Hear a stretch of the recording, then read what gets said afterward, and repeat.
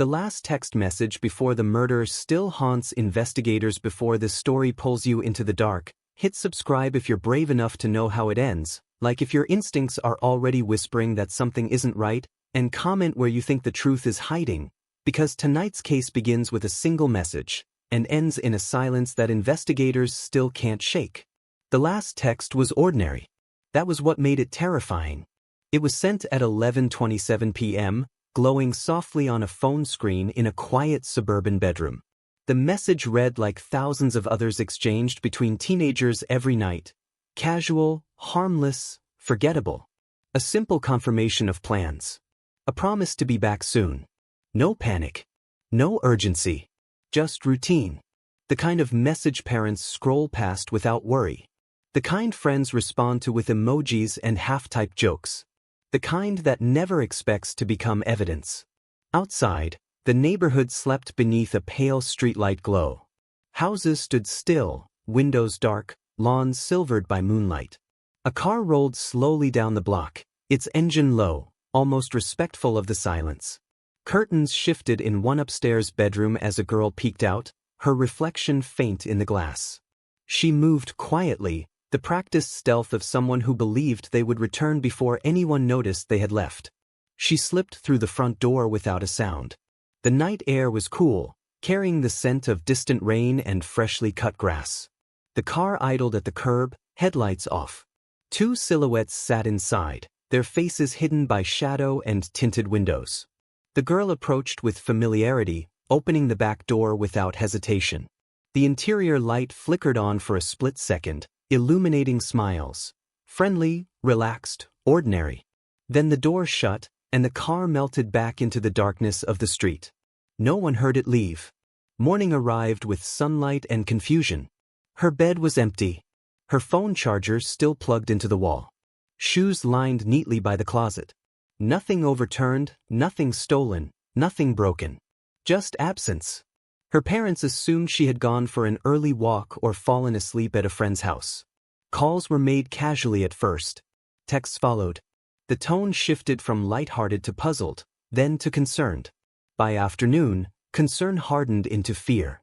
Investigators entered a home that looked untouched by conflict. The kitchen counter held a half-finished glass of water. A notebook lay open on the dining table with doodles in the margins. Her jacket hung on the back of a chair, the sleeves folded as if she had planned to wear it again later that day. The scene didn't suggest running away. It suggested interruption. Life paused mid-sentence. The digital trail became the first lifeline. Her phone records revealed the final outgoing messages, each timestamp precise, each word neutral. There were no cries for help, no cryptic goodbyes, no signs of distress. Just coordination with friends she trusted. Friends who, according to their initial statements, had been home all night. Detective Laura Bennett studied the texts repeatedly, searching for tension hidden between the lines. She enlarged screenshots until the pixels blurred, examining punctuation, spacing, the rhythm of the typing. Everything looked normal. Too normal. Experience had taught her that danger often disguised itself as comfort, and betrayal rarely announced its arrival. Security cameras from nearby houses painted a narrow timeline. At 11:41 p.m., a vehicle entered the street. At 11:44, it stopped briefly near the house. At 11:46, it drove away. The footage was grainy, the license plate unreadable, but one detail stood out. The car did not hesitate. It moved with the confidence of someone who knew exactly where they were going and why. As days passed, search parties combed parks, woods, and abandoned lots. Posters appeared on lampposts. Social media flooded with hopeful messages and shared photos. Her friends stood before cameras, voices trembling, eyes glossy with what looked like grief. They described laughter, sleepovers, inside jokes. They repeated the same sentence again and again, "We just want her home." But investigators noticed the rehearsed symmetry of their words. The breakthrough came quietly, hidden inside metadata from a recovered backup of her phone. A location ping surfaced, brief, almost accidental, recorded minutes after she left the house. It wasn't far. In fact, it was painfully close. A patch of woodland just beyond the edge of town, A place teenagers had visited before for late-night conversations and harmless rebellion. A familiar place. A trusted place. Detectives organized a focused search. The forest greeted them with stillness, leaves unmoving, branches arching overhead like a closed curtain. Footprints overlapped in the soil, some recent, some older, all indistinct. Then an officer spotted something partially concealed beneath fallen leaves, a small personal item that matched what she had been wearing the night she vanished. The discovery tightened every timeline and sharpened every suspicion. And when investigators cross-referenced the phone data with the friend's statements, they found a gap, a window of time no one could explain, a silence where messages should have existed. A silence that suggested not confusion, but coordination. Because the last text message hadn't been the end of the conversation. It had been the beginning of a plan. The forest search changed everything. Until that moment, the case had been treated as a disappearance wrapped in uncertainty, a missing teenager, worried parents, hopeful timelines. But the discovery of her personal belongings shifted the atmosphere from concern to urgency. Yellow tape appeared between trees. Officers spoke in lower tones. The air itself seemed heavier, as if the woods had absorbed the gravity of what investigators now feared. Detective Laura Bennett returned to the digital evidence with renewed intensity. The last text message was no longer just a farewell to the night. It was a doorway. She requested deeper data extraction from service providers, cross-referencing timestamps with tower pings, app activity, and deleted message fragments. Technology rarely forgot completely. It simply buried things deeper than most people cared to dig. What surfaced first was subtle. 2 messages sent between the friends minutes before the car arrived. They had been deleted from both devices, but the network logs preserved their existence. The contents were gone, but their timing wasn't. Both messages were sent within the same 30-second window. Both vanished seconds later. To most, it meant nothing. To Bennett, it felt like choreography. Interviews with the friends grew longer and more detailed. At first, they sat together, finishing each other's sentences, nodding in agreement. They described ordinary teenage plans, late-night drives, music, laughter. But when questioned separately, the rhythm fractured. One mentioned stopping for gas. The other denied stopping anywhere. One claimed the girl hesitated before getting into the car. The other insisted she was excited. The inconsistencies were small, almost invisible to anyone not trained to see them. But together, they formed a crack. Surveillance footage from a nearby intersection added pressure.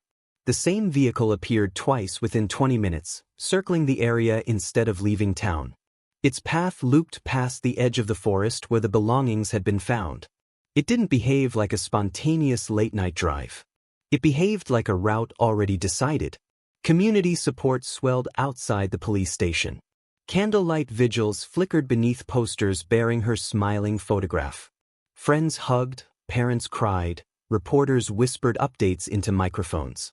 The 2 girls at the center of the timeline stood at the front of the crowd, hands clasped, faces pale beneath camera flashes. Their grief looked real. Their fear looked real. And that was what unsettled investigators the most. The possibility that both emotions could exist alongside something darker. A second digital breakthrough arrived late at night. Forensic analysts recovered fragments of a note saved briefly on one of the friends' phones before being deleted. It wasn't a message sent to anyone. It was a private draft, a few lines typed and erased, typed again, then abandoned. The recovered text was incomplete, but the words that remained were enough to send a chill through the room. We promised, we have to do it, no turning back. The phrase shifted the narrative from accident to intention. Detective Bennett requested a search warrant for the vehicle. Inside, investigators found nothing overt, no visible stains, no broken items, no discarded clothing.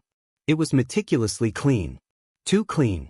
The trunk smelled faintly of detergent, a scent stronger than the rest of the car, as if recent scrubbing had tried to erase more than dust. Fibers collected from the carpet were sent to the lab. Soil samples were compared with the forest floor. Every microscopic detail became a potential witness. Pressure mounted in interviews. Questions became sharper, pauses longer. One friend began answering with single words, her gaze fixed on the table. The other filled the silence with explanations no one had asked for. Their stories still aligned in broad strokes, but the edges no longer matched. Investigators didn't accuse them, they simply waited. Time often revealed what confrontation could not. Then came the timeline reconstruction. Phone data placed all 3 teenagers at the forest's edge within the same minute. Not 2, not uncertain, all 3. The location matched the recovered belongings. The looping car footage aligned perfectly with the digital trail. The draft note echoed with intent. Each piece alone was ambiguous. Together, they formed a pattern impossible to ignore. The investigation pivoted from searching for a missing girl to uncovering what had happened between friends who once shared secrets and laughter. Detectives revisited earlier conversations, replaying interview recordings, listening for emotional shifts hidden in tone rather than words. A moment of hesitation here. A strained breath there. Tiny signals that now sounded louder than any confession. Late one evening, as rain tapped against the station windows, a new piece of evidence arrived from the lab. Fibers from the car trunk matched plant material found at the forest site. It wasn't definitive proof of a crime, but it erased the last comfortable explanation. The vehicle had been there. The girls had been there. The night was no longer a blur of possibilities. It was a narrowing corridor leading toward a truth no one wanted to speak aloud. And as investigators prepared the next round of questioning, one of the friends sent a message from her phone at 2:13 a.m. It was brief, almost desperate, sent to a contact saved under a single initial. "I can't keep this in anymore." The message was sent at 2:13 a.m., glowing against the darkness of a bedroom ceiling. "I can't keep this in anymore." Detective Laura Bennett read it 3 times before looking up from the screen. Confessions rarely arrived as dramatic speeches or sudden breakdowns. More often, they began as cracks, small fractures in the story people told themselves to survive the weight of what they had done. This was a crack. And once a crack appeared, pressure did the rest. The following morning, the interviews resumed. The first friend sat rigidly in her chair, hands folded too tightly, knuckles pale. Her answers were short, controlled, rehearsed. She spoke about memories instead of timelines, emotions instead of facts. The second friend entered the room later, her composure thinner, her gaze drifting toward the door as if escape were still an option. When investigators mentioned the late-night message, silence expanded between them like a widening gulf. It wasn't anger or defiance that filled the room. It was exhaustion. Hours passed. Questions circled the same points: the drive, the forest, the deleted messages, the draft note.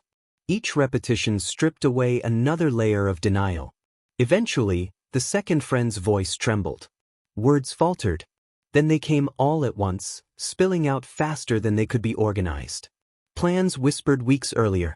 Feelings that had curdled into resentment. A promise made in secrecy, repeated until it sounded like destiny rather than choice. The truth did not arrive as a single sentence. It arrived as a series of admissions that built upon one another until the entire structure collapsed. They had driven to the forest together. They had walked beneath the trees where darkness softened the edges of everything. They had spoken calmly, almost casually, as if the night were ordinary.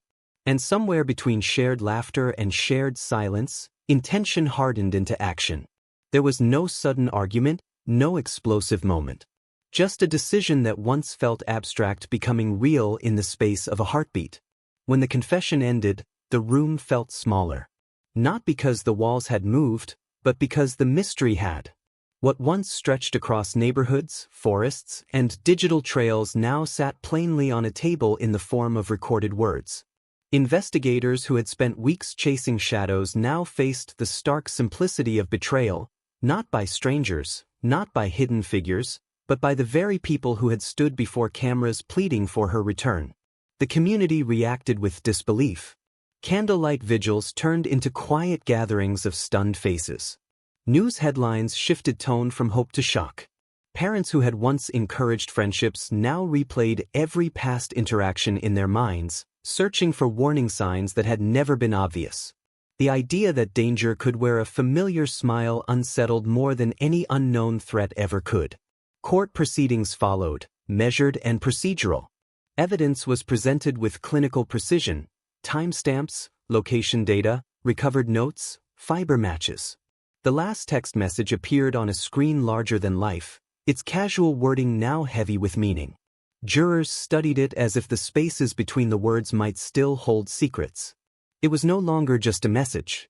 It was a threshold, the final step from safety into irrevocable consequence. Yet even with verdicts delivered and sentences pronounced, investigators found no comfort in closure.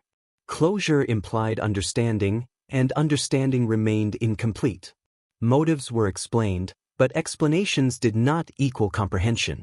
How could ordinary conversations evolve into irreversible choices? How could laughter and loyalty coexist with hidden intentions? These questions lingered long after the legal process ended. Detective Bennett kept a printed copy of the final text in her case file, not as evidence, but as a reminder. It was ordinary ink on ordinary paper, indistinguishable from thousands of other messages sent every night across glowing screens. That ordinariness was the lesson. Danger did not always announce itself with urgency or alarm. Sometimes it arrived disguised as routine, hidden inside trust, carried in the familiar rhythm of everyday communication. Years later, the town regained its quiet streets and predictable mornings. New families moved into old houses. Posters faded. Headlines disappeared into archives. But the story never fully left. It resurfaced in documentaries, in late-night conversations, in the cautious advice parents gave their children before sleepovers. The final text message became more than a piece of evidence. It became a symbol of how fragile certainty could be. And somewhere, every night, countless phones still glow in darkened rooms as messages are sent with the same casual confidence: quick confirmations, harmless plans, simple promises to be back soon. Most of them will remain exactly what they appear to be: ordinary. But the memory of this case lingers like a whisper behind each notification, a reminder that sometimes the most chilling stories don't begin with screams or sirens. They begin with a single line of text,